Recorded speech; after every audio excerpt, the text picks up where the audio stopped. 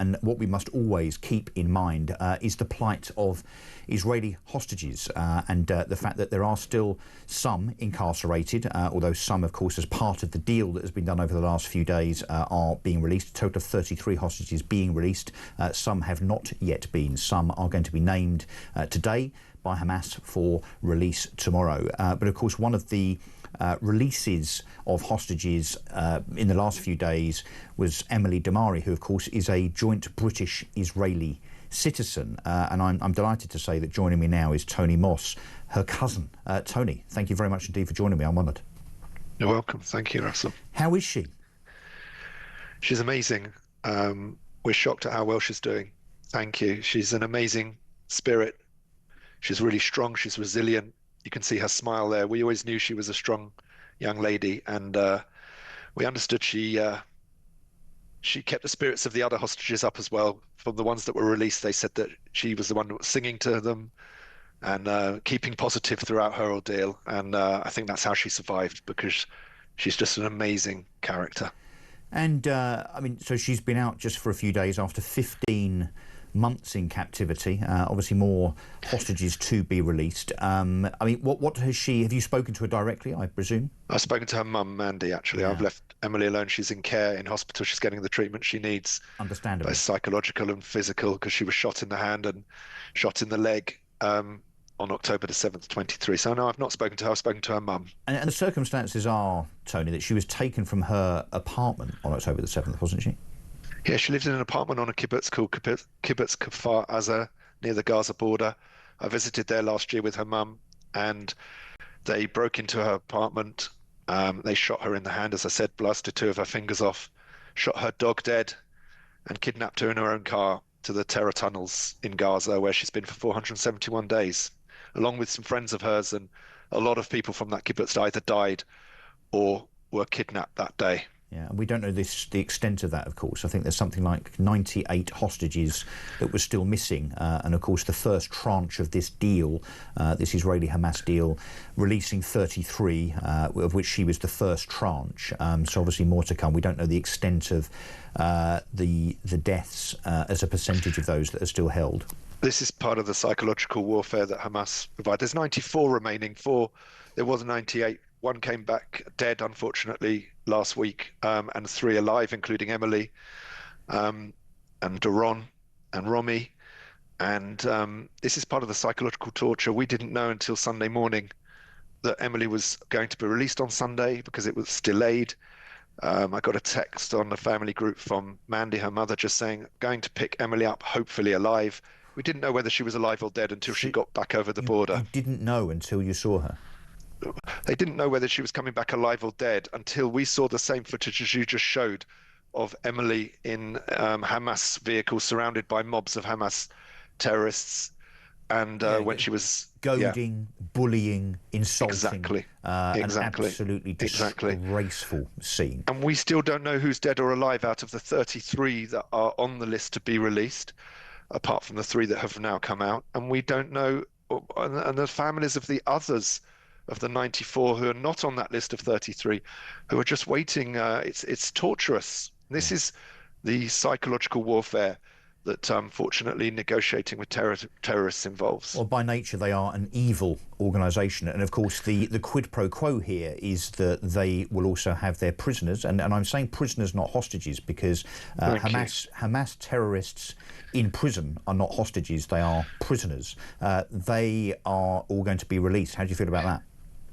Look, it's a really difficult moral dilemma, because we know that Sinwar was originally a prisoner of Israel and was released, and he was given a life-saving brain operation, most people don't know, before the Israelis released him. Well, by Israel? And he ended up, yes, by Israel when he was in prison, because Israel is a democracy. Israel treats their prisoners in the same way as the UK does. There's a democratic process, there's rights of appeal, they look after their prisoners. Israel is a humane Western democracy, and there's a huge difference. They are prisoners. They have been arrested or convicted of crimes, and there's a huge difference. We should not put them on the same pedestal as there's innocent women and children.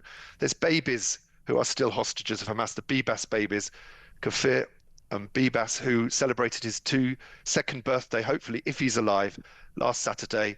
His first birthday was as a hostage by Hamas. He's never had a birthday out of captivity. We cannot compare. And your question is a very difficult moral dilemma of what price do we get these hostages home?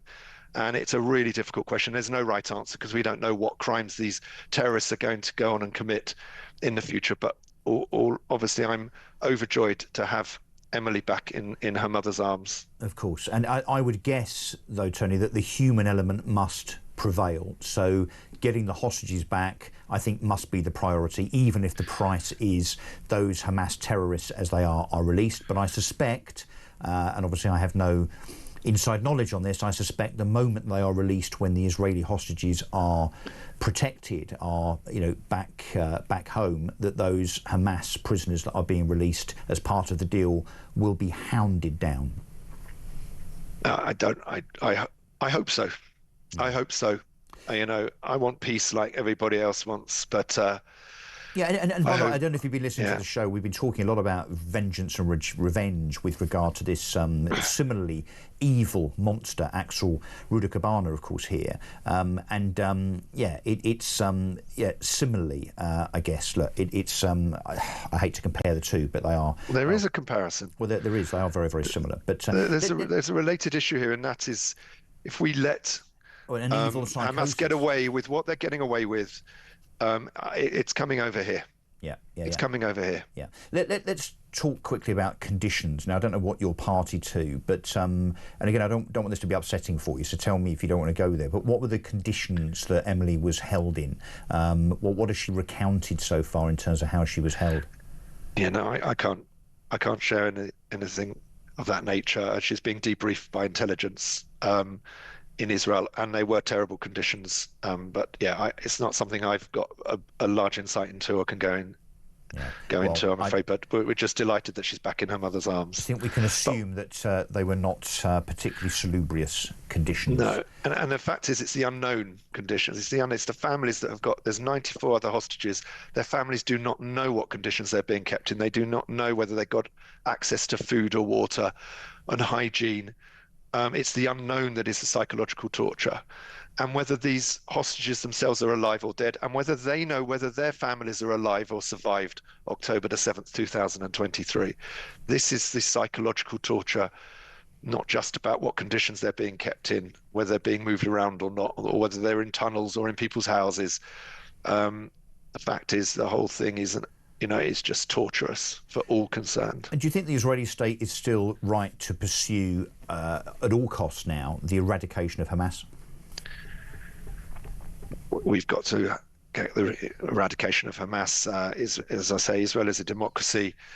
They're surrounded by Hamas in Gaza, Hezbollah in the north.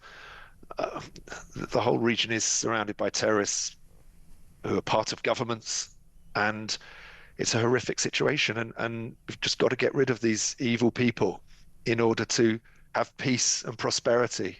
Well, and because they've said very, very clearly, Tony, that they won't live side by side with Israelis, whereas Israelis say quite the opposite, quite happy, under the right circumstances to be able to do such. How on earth can you make peace or countenance an organisation, a country, a people that are hell-bent on the destruction of their neighbours and have said very clearly that they will not live alongside them under any circumstances? That's what's really difficult. Israelis want peace. The Israelis are a peaceful nation.